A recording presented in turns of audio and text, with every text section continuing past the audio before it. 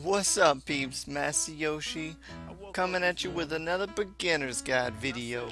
Today, we are going to talk about easy to acquire monsters that you really they're must-haves, you guys. I mean, they're going to make your life so easy, especially in the beginnings of the game. So, yeah, we're just gonna go through. We're gonna try to go quickly through this list. Try to give you a little explanation of what they do. They're all gonna be ruined the same way, with the exception of one. You're all gonna be starting out in giants early, like we already talked about.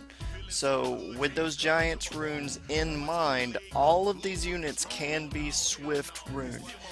Um, swift and tanky. So speed on slot 2, you're going to want HP, defense, resistance, accuracy, depending on what you think the unit needs. Fast and tanky, you guys. Fast and tanky. With the exception of one, we'll talk about that when we get there. First one we're going to talk about on the list is probably the most important one on this list. And please, guys, when you get to Timor Forest, or Timor Desert, not Forest, farm this guy if you haven't been just super lucky and summon him early. Farm this Wind Griffin, you guys. He's going to help you in literally every stage of the game. You know, giants, dragons, necro, TOA, arena, guild battles. This guy helps you everywhere. He's a support monster, obviously, and you want Bernard, when you awaken him, you want Bernard to be the fastest unit on your team, you guys.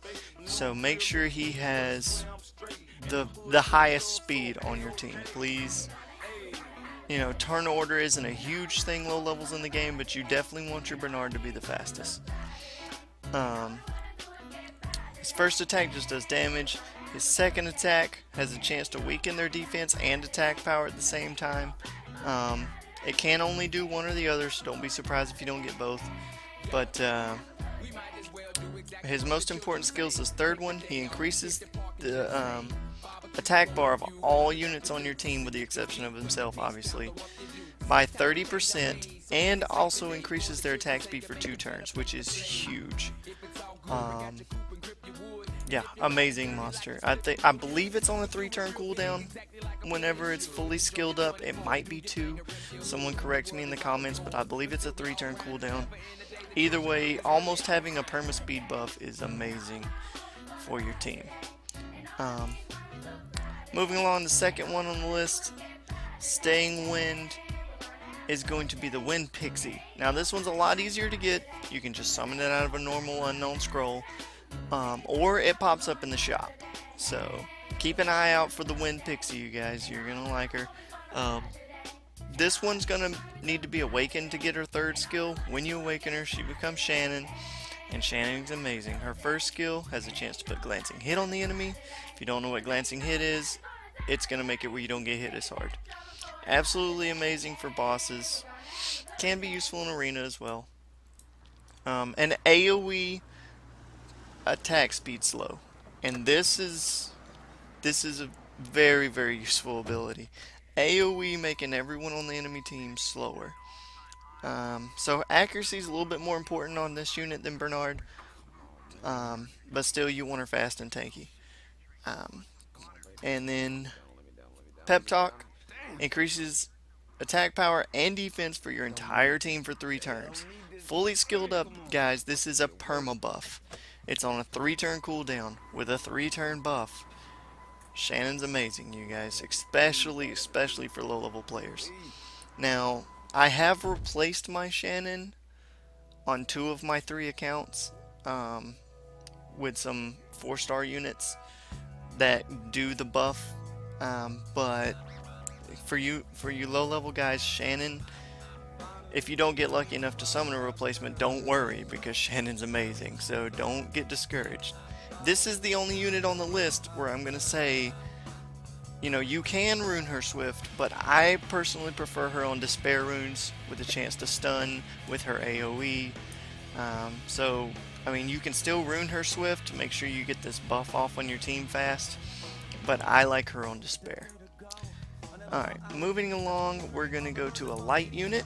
The hardest unit on this list to get, just because people are stingy with secret dungeons. And that's going to be the light Inugami, you guys. She has all her skills before you awaken her, so don't worry about that. When you awaken her, she is Bella. If you see Bella all over the chat, especially on Sundays, this is why. People are looking for this unit. First skill has a chance to defense break. Amazing, you do more damage. Second skill has a chance to remove all beneficial effects from the target. And I mean all. It can remove immunity, it can remove shields, it can remove attack and defense buffs. It removes everything, you guys. Bella is amazing, especially when you get to those boss levels. And then an AoE heal that also increases all your units' attack bars. I can't remember if this is a 3 or a 4 turn cooldown on max skill. I do have one, we can look at it, but that's not the important part. The important thing is this heal is actually pretty strong. It recovers HP by 30%, which is a pretty decent heal, and it's on a fairly low cooldown. So Bella's amazing. She will get better later on when you change her swift runes to violent runes, but guys, don't do that as soon as possible. Swift will be more than enough to get you through your giants. So moving on, we're going to go to another wind unit, the Wind Yeti. This is such an underrated monster, you guys. I don't know why you don't hear people talking about this unit more. He has one of the strongest heals in the game, and max skill, I believe it's only a 3 turn cooldown. He's insane. It's the Wind Yeti. Once again, you can get him from the shop or Unknown Scrolls. Attack speed slow on first skill, a chance to stun on the second skill, does more damage the more defense he has. And then when you awaken him, Rakaja gets this massive heal that I do believe is on a 3 turn cooldown for all of your allies. The heal is stronger the more allies you have alive. So, although, you know,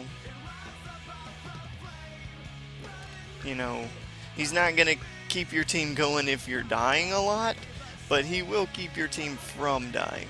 This guy's heal is huge, low cooldowns. Get your hands on a Rakaja, you guys. Especially since Bella is so hard to get, Rakaja will more than enough get you through giants. He's a wind unit, so giants B10's easier for him. He has an attack speed slow and a humongous heal. This guy's more than enough for you guys if you can't get your hands on Bella.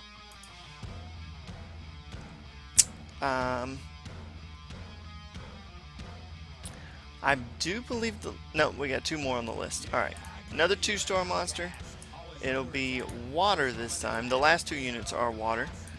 And it's the Water Garuda. When you awaken him is when he really becomes useful. It's Konomiya. A chance to stun on the first skill. You don't really notice the stun, you guys. When it does stun, it's just kind of like, ooh, piece of candy, you know. It's not a very high chance to stun, and you can't stun bosses. That's not why you want Konomiya. Skill 2, I believe is only on a 2 turn cooldown, and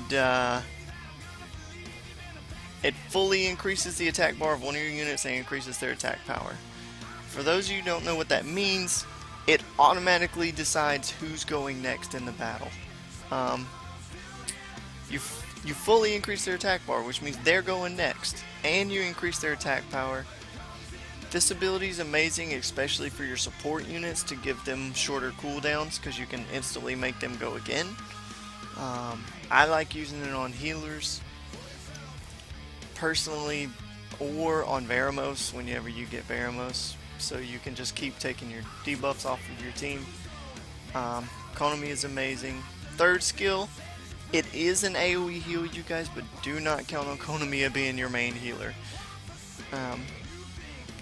The heal is not why you want Konomiya on your team. The reason you want him on your team is because he removes all harmful effects on your entire team. There's a lot of units that only remove like 1 or 2. or they'll remove all of them on one target. Konamiya is going to remove all harmful effects on your entire team. He's absolutely amazing once you start getting to dragons, and also in some of those giants levels that they do put a lot of harmful effects on you. Defense break, attack break, so on. He's also really good in the essences, like Essence of Fire, take Konamiya. So definitely get your hands on a Konamiya, guys. The last one on the list, it's not necessarily a must-have, like you really need to go get this unit, but it is borderline a must-have unit. She definitely deserves to make this list, and it's the Water Mystic Witch. For the early game, it'll give you a little bit of help in the arena with her arena leader skill, and also when you awaken her, she becomes kind of a substitute for Shannon, kind of. It's only a 2-turn buff, so it's not going to be a perma buff like Shannon's is, but it still increases attack bar, attack power, and defense for 2 turns.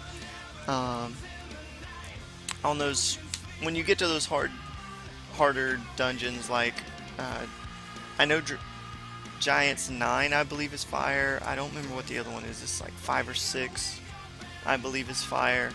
You can stick Megan in there instead of your Shannon to get you through those levels. She is a water unit. Her second ability is also pretty decent.